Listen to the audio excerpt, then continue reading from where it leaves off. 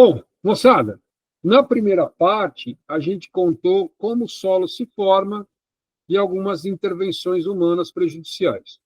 Nessa momento agora, a gente vai ver quais são os tipos de solo, porque nós aprendemos que os solos eles variam de acordo com as condições que o formam.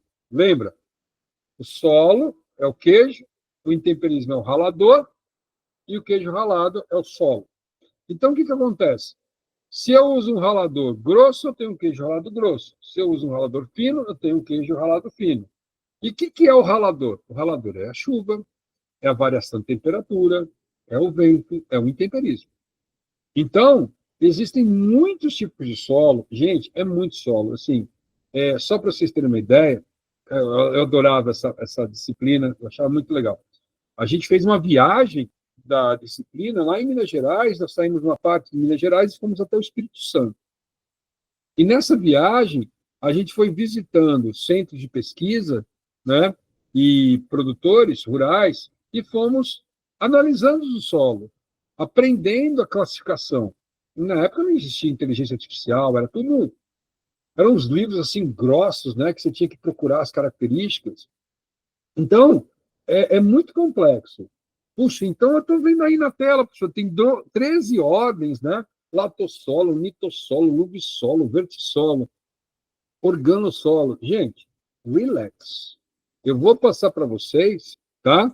O que cai no vestibular. Só para você entender. São 13 ordens, 43 subordens e mais subgrupos. É muito complexo. Mas alguns são importantes porque tem uma relação do desenvolvimento da sociedade. Então, o primeiro, que é o que predomina no Brasil, é o latossolo, tá? Como eu disse a vocês, o Brasil é um país tropical, com muita chuva, né? Com muita temperatura elevada, então o intemperismo é intenso. Então, você tem lá, o prefixo late significa o quê? Extenso, largo. Um solo extenso não existe, mas um solo profundo existe. Então, o latossolo são solos profundos, tá? Muito permeáveis e altamente intemperizados, tá bom? A maioria, presta atenção, a maioria dos solos, dos latossolos, não são férteis. Só tem um latossolo que é fértil, que é a terra roxa, tá? Mas, no restante, ele não é fértil, como aqui do Cerrado não é fértil. Então, olha só, já vamos com uma questão da FAMEMA, 2024. Veja que nós estamos conectados com o que está caindo. Os latossolos são solos minerais profundos, normalmente superior a 2 metros, que apresentam alta permeabilidade de água, é muito poroso, podendo ser trabalhado em grande amplitude de umidade. Apresentam pequena reserva de nutrientes, não são férteis, para as plantas, e ocupam praticamente todas as áreas planas e suave onda, né? Sejam chapadas e vales. Gente, nós estamos no Brasil Central. O relevo predominante é o Planalto Central. O Planalto Central não tem muita variação. É uma superfície mais plana. Veja, então, que esse texto tirado da Embrapa, a Empresa Brasileira de Pesquisa Agropecuária. E aí ele pergunta, considerando o excerto e conhecimento sobre tipos de solo, sabe-se que o latossolo apresenta grande quantidade de matéria orgânica, baixo teor de lixiviação, horizontes pouco desenvolvidos, fragmentos de rocha matriz, alto grau de intemperização. Já sabe, né, moçada? Solo de clima tropical, ele é o quê? Muito intemperizado. A matéria orgânica não é tão presente porque o intemperismo leva a matéria orgânica, tá? Lixiviação, pessoal, é o seguinte, só voltando aqui, a letra C fala horizontes pouco desenvolvidos. Não, os horizontes são bem profundos, bem desenvolvidos. E fragmentos de rocha, não. Você não vê fragmentos de rocha no cerrado, nos lotossolos, porque a rocha está lá embaixo, lá no fundo. Tá? Lixiviação, pessoal, é quando a água da chuva ela se infiltra e reage com o ferro do solo, formando como se fosse uma laje, sabe? Desculpa, estou falando laterização, perdão. Lixiviação troquei, perdão, apaga. Estou falando outra coisa. Lixiviação é o arraste dos nutrientes, A chuva, quando ela cai nessa região, ela leva os nutrientes embora, tá? Porque a água, ela leva partículas do solo e ela leva os nutrientes do solo. Por isso que o solo, o latossolo, o solo do cerrado, ele é um solo pobre em nutrientes, porque ele é muito lixiviado, muito lavado, tá? Beleza? Até aproveitando o termo lixiviação, fazer uma pergunta que criança faz. Por que o mar é salgado? Né? Você pode fazer piada se quiser aí. Ah, caiu o caminhão de sal. Bobagem. O mar é salgado porque, enquanto houve a formação dos continentes, a água ela foi lixiviando e levando sais da superfície para o mar. O rio, quando ele cai no mar, ele leva sais minerais. Tá? Então, o mar é salgado porque os continentes foram e são lixiviados, levando os sais para o mar. Agora, você fica imaginando, que loucura, né? Tamanho do mar, quantidade de sal, né? Como é que foi essa lixiviação intensa? Bacana isso, né?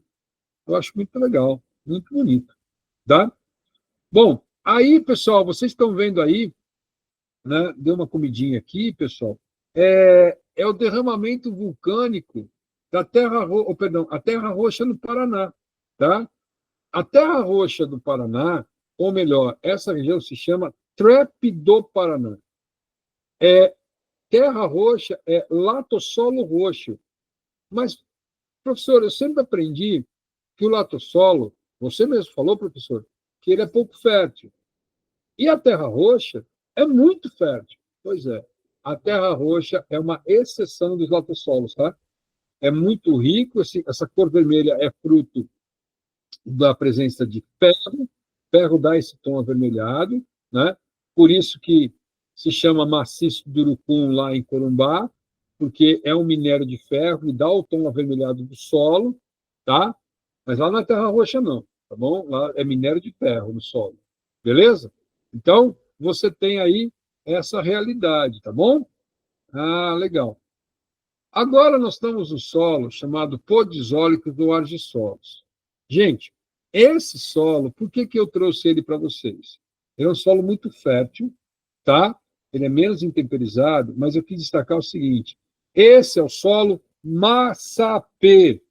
Esse é o solo que fica aqui, ó. Deixa eu mostrar aqui para vocês. Esse é o solo aqui, ó, dessa região aqui, ó. E a fertilidade natural desse chamado massapê, que está aqui no texto, trouxe o desenvolvimento de quê? No litoral do Nordeste, trouxe o desenvolvimento disso aqui, ó. Ó, aqui, ó. Aham! Gente, aí é o berço dos canaviais históricos do Brasil. As primeiras plantações de cana-de-açúcar foram feitas no litoral do Nordeste. E o que se tem no litoral do Nordeste? Você tem a presença da fertilidade natural do massapê. A cana-de-açúcar, ela se deu bem aqui nessa região, ó, essa aqui, ó, Alagoas, Sergipe, Pernambuco, Bahia, tá? Por quê? Aqui é o clima tropical, quente e úmido. A cana-de-açúcar, eu vou falar um negócio assim que aí depois vocês perguntam para o professor de biologia. Cana-de-açúcar é uma planta C4. Plantas C4 são plantas do sistema fotossintético tropical. Aí tem uma razão de ser, elas têm uma atividade fotossintética muito intensa. Você tem a C4, você tem a de clima temperado chamado C3, e vocês têm a CAN, a do metabolismo ácido crassuláceo, que são as plantas da caatinga. Então, as canas-de-açúcar são C4.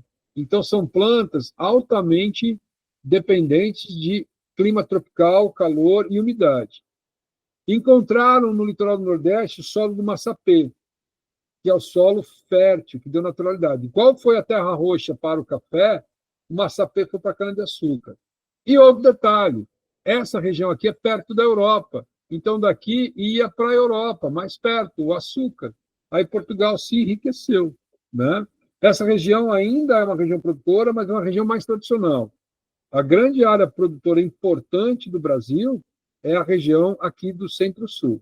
Então, a principal atividade econômica que permitiu a sedentarização, a fixação, foi a cana-de-açúcar devido à fertilidade do massapê. Beleza? É assim que eu quero que você estude. Tem conexão com o desenvolvimento econômico. Legal? Câmbio solo, ele é um solo podizólico, tá? Ele é um solo pouco expressivo, não vou sofrer nisso. Ah, isso aqui é importante. O latossolo é solo profundo. O litossolo é solo raso, tá? O litossolo são em regiões com pouca chuva, então o solo é mais raso, com bastante rocha. Onde é o litossolo? Ó, o litossolo, ele não indica se ele é fértil ou se ele não é fértil. Saiba você que o solo do Nordeste, da Caatinga, é um litossolo. É um solo raso, pedregoso. Todo filme que você vê do sertão, agora recentemente, né, lançou o Alto da Compadecida 2, você vê as imagens, né, do Alto da Compadecida 2, do Alto da Compadecida 1, os filmes de Lampião, da Caatinga, lá é um solo pedregoso, né, é um solo que tem pouca vegetação, mas não é um solo ruim de fertilidade, não, só que não tem água, tá? Então, latossolo profundo. Litossolo é um solo novo, é um solo raso, tá? Aí, ó, olha o litossolo aí, tá vendo? Olha a quantidade de pedra que tem. Esse é um solo raso, né? Logo a rocha está muito pertinho, então não cresce vegetação grande. Repara a faca aí, tem uma faca aqui, ó. Você viu aqui, ó? Tem uma faca aqui, né? Mostrando como ele é pedregoso, tá? Beleza? Então, isso é um solo chamado litossolo, solo raso, pedregoso. Beleza?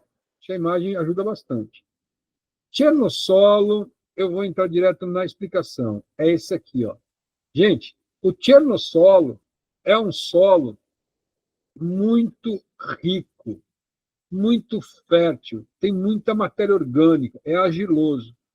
Ele está nos Pampas da argentinos, e os Pampas argentinos é uma região muito importante para a agricultura argentina. Está no meio oeste dos Estados Unidos, veja, tudo país temperado, tá? O tiernossolo é típico de país temperado, ele é muito fértil. Mas o mais famoso de todos é o da Ucrânia e da Rússia, principalmente da Ucrânia. É o famoso solo chamado Chernozem ou Chernozion, tá? E aí que eu quis colocar essa imagem para vocês. Essa bandeira é a bandeira da Ucrânia, pessoal, tá? A bandeira da Ucrânia, ela é o céu azul e embaixo esse amarelo é o quê? É o trigo. Então, aqui você tem o do amarelo dourado do trigo. Essa é a bandeira. E a Ucrânia é um país muito importante porque a fertilidade do Chernozem, do Chernozion, do solo ucraniano, é fundamental para a produção agrícola. Tanto que quando a guerra estoura, o mundo ele vai sofrer porque toda essa riqueza agrícola produzida no solo, no solo Chernozion, não vai ser distribuída. E o mundo sente o colapso da guerra. Tá? Então, é fundamental, esse solo é muito fértil, rico em matéria orgânica, tá bom? E aí, então, lá na PUC de 2023, você tem uma questão disso que eu falei para vocês. Olha que legal. A invasão da Ucrânia pela Rússia pode ser melhor entendida dentro do cenário amplo, analisando-se aspectos sociais, econômicos e geopolíticos. Além desses aspectos, não se pode desprezar a configuração física do país europeu, desde a localização geoestratégica do território até os recursos naturais neles existentes. Solo e relevo atrelado às condições climáticas proporcionaram aos ucranianos posição de destaque na produção de trigo, milho, batata, cevada e beterraba. No território ucraniano, o tipo de solo e o clima gente, o solo é o Chernozem, então o Chernozion, letra B ou letra D. Só que qual é o clima da Ucrânia, qual é o clima da Europa? Temperado, tá? O clima frio é mais para o norte, que dificulta a agricultura. Uma questão muito contextualizada, muito boa mesmo, tá? Então, veja aqui, ó, clima temperado continental, pronto. Aí você está vendo a Ucrânia com seu clima. O que é um clima que tem uma temperatura no verão aqui, ó, o verão, que é no meio do ano, porque estamos no hemisfério norte, é aproximadamente 20 graus. E no inverno, que é no final, no começo do ano ou no final, tem uma temperatura aproximada de menos 5 graus. Então, é um clima temperado. O clima frio é pior que isso. Então, a Ucrânia aproveita o verão, tá, para produzir. Beleza? Maravilha. Vamos seguindo. Esse é um outro tipo chamado aluvial. Solo aluvial são solos pouco desenvolvidos, tá? São solos em áreas mais planas, áreas de várzea. Vamos mostrar aqui. Eu prefiro mostrar assim. Você vai entender. Solo eluvial. Aham. É o seguinte, pessoal. O solo eluvial é um solo onde você tem aqui a rocha original e os sedimentos se acumulam perto da origem. E o solo aluvial é o seguinte: aqui está a origem do intemperismo e ele é transportado pelas águas do rio. Posso dar uma dica pedagógica para vocês? Solo aluvial. Solo aluvial é afastado da origem. Aqui é a rocha que deu origem. E ele vai se depositar distante. O vento e a chuva vai levar. O eluvial é afastado. O aluvial é afastado. Afastado, aluvial. Eluvial é o que é pertinho. E eu coloquei isso aí para vocês pela seguinte questão, tá? Pela seguinte questão. Ele é um solo chinês que a gente vai falar. Solos hidromórficos, hidra-água. Então, são solos encharcados, tá? Hidromórficos, solos em excesso de água. Alomórficos são solos salinos, tá? Solos com alto teor de sal. Solos que têm muito sal são solos aonde? No litoral, por exemplo, nos mangues. Vamos lá de vez, então. Eu gosto de mostrar. Gente, isso é um manguezal, tá? Não tem mangue aqui no interior do Brasil. O mangue é só no litoral.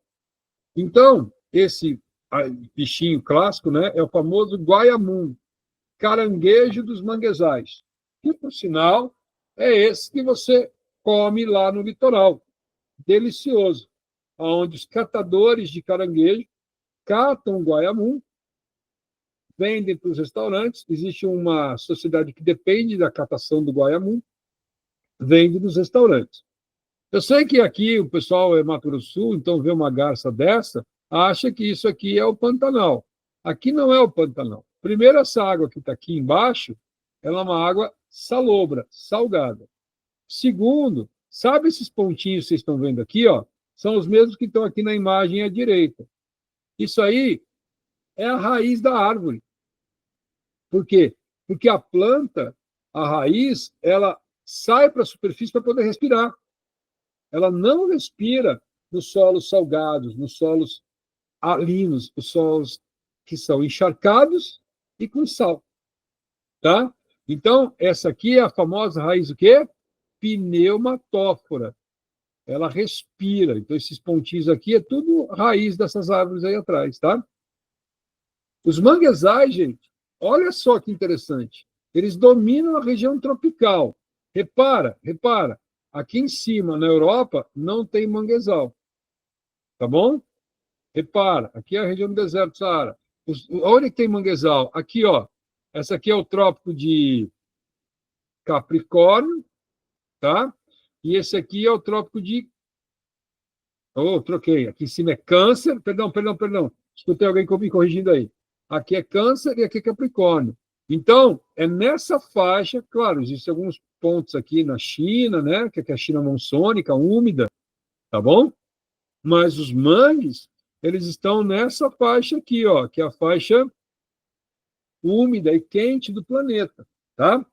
Então, olha só, as florestas de mangue crescem nas latitudes tropicais e tropicais. E aí, o que acontece? Tá?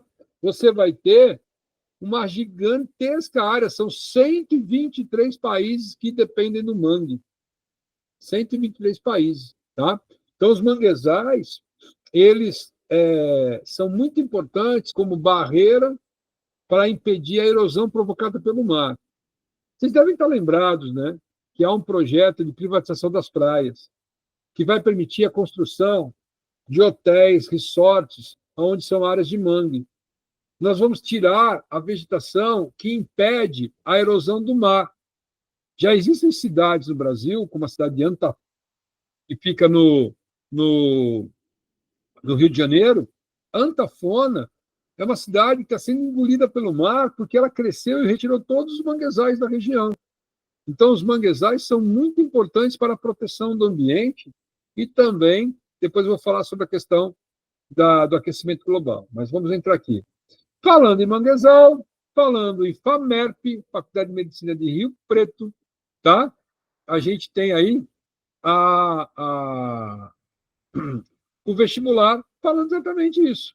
Mangue ou mangal é uma formação vegetal de regiões alagadiças e ocorre apenas em regiões tropicais ou subtropicais, no encontro entre rio e o mar, facilmente reconhecido pelas árvores com raízes expostas, raízes como se fosse, né, para fora, suas raízes pneumatóforas, e um solo muito lamacento. É característica do mangue a pesca comercial, a poluição dos oceanos por matéria orgânica, a produção de oxigênio atmosférico, a falta, escassez de biodiversidade ou a proteção das áreas costeiras por erosão. Acabei de falar para vocês, né? Os manguezais se desenvolvem em solo salino, né? Encharcado, mas tem um papel de ser o quê? Uma proteção contra a erosão. Com o aquecimento global está ocorrendo a elevação do nível do mar, consequentemente, ao retirar os manguezais, você facilita a entrada do mar no continente. Você, então, tira o que nós chamamos de para-choque das ondas do mar, beleza? Muito bem. Vamos lá, então, fazer uma questão da Federal do Universidade Estadual de Feira de Santana, na Bahia. Essa questão está na nossa lista, tá? E diz assim, ó, vamos lá aprender. É um solo quimicamente fértil e com elevada quantidade de matéria orgânica, tá? Tem alta produtividade, sendo muito utilizado para o plantio de trigo. Quem sou eu? Solo formado por deposição de sedimentos carregados pelo vento, sendo que na China ele é intensivamente utilizado para a produção de arroz. Quem sou eu? Solo argiloso e de elevada fertilidade química natural, sendo a presença de argila importante para regular a drenagem e evitar a perda de nutrientes. Quem sou eu? Gente, esses três solos são. O primeiro se já matou de cara, é o Chernozem, né? Muita matéria orgânica e plantio de trigo. Trigo se planta em clima temperado, então, solo com grande produtividade de trigo é o Chernozem. Bom, o número 2 é uma novidade para nós. Ele é um solo aluvial. Nome desse solo, Loess, na China. O professor tem que saber? Tem. A China, então, tem que saber muita coisa. É um solo fértil, é um solo aluvial, que é um solo que a rocha está aqui e ele vai se depositar lá longe. Na China, esse solo se chama solo amarelo, por causa da coloração das rochas que dão origem, tá? Solo Loess, aluvial. E o 3, fértil, naturalmente, correto? Na combinação que nós temos, é o massapê do litoral nordestino, beleza? Legal, gostei dessa questão. Olha aí de novo, gente, os solos mais batidos na PUC do Rio Grande do Sul, beleza? Esse solo, ele é muito batido. Por quê? Essa tabelinha é o clássico, tá? O que eu faria aqui nessa tabelinha? Eu acrescentaria nessa tabelinha a questão relacionada ao latossolo do Cerrado. Tá? Eu acrescentaria nessa tabelinha o litossolo da Caatinga. Pronto. Esses são os solos ricos no vestibular. Loess, formado por sedimentos não consolidados depositados pelo vento e pela ação fluvial. Esse é o solo amarelo da China. É o que você tem que saber. Massapê, proveniente da decomposição de gneiss e do calcário. é uma característica nova, não tão importante assim. Tchernozem, regiões de clima quente e úmido no verão e frio no inverno. Apresenta coloração negra como um tapete composto de gramíneas. Entendi. Não é quando a gente fala quente, gente, não é o quente aqui do Brasil, não. É aquele quente que eu mostrei no climograma para vocês. Terra roxa, resultante da decomposição do basalto, diabásio, rico em ferro, né? Argila e ferro, ferro da cor vermelha. 1. Os 4 tipos de solo são considerados adequados para práticas agrícolas diversas? 2. O que vocês acham? Os 4 têm grande desenvolvimento agrícola? Interessante, né? 2. Enquanto o Tchernozem e o Loess podem ser encontrados na Ásia e na Europa, a terra roxa massapê pode ser encontrada no Nordeste e no Norte brasileiro, respectivamente. Ó. 3. O Tchernozem é ideal para o cultivo de cereais, enquanto a terra roxa é adequada para a plantação de café e soja. 4. Quanto à origem dos 4 tipos de solo, são considerados aluviais. E aí? Por que só a 1 e a 3 está correta? Gente, a 2 está errada, a 1 está tudo bem, né? Quais são as práticas agrícolas que tem no Loess da China, no amarelo da China? Tem trigo.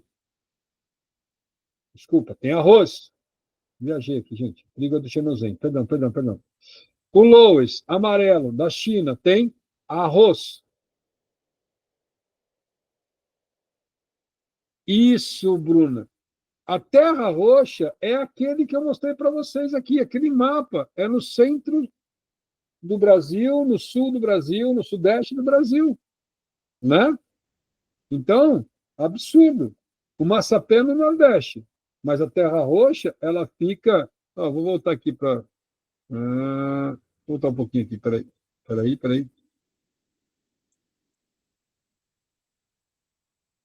Isso, tá?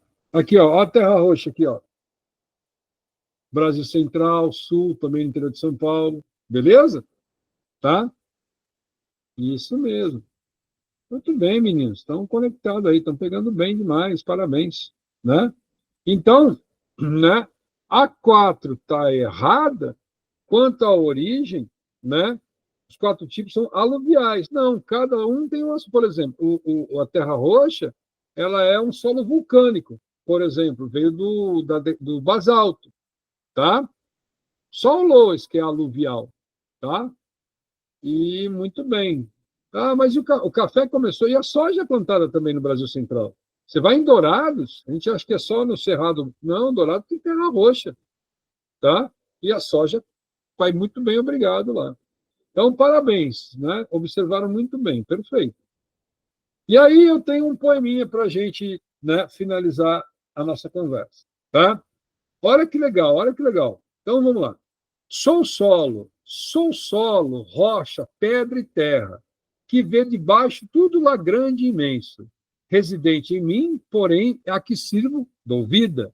Sou solo, que recebe tudo aquilo que não mais serve, que está podre, que está morto, mas que me alimenta e com o que sirvo dou vida. O quê? Solo, rocha, pedra e terra. Nesse trecho assim, está podre, está morto, mas que me alimenta e que sirvo de dou vida. Aí eu me lembrei daquela série O Jardineiro, que ele, que ele coloca os corpos para decompor, né, em terra e faz um jardim em cima, e aí os corpos se decompõem e alimentam o jardim dele. Legal essa série, O Jardineiro, bem bacana.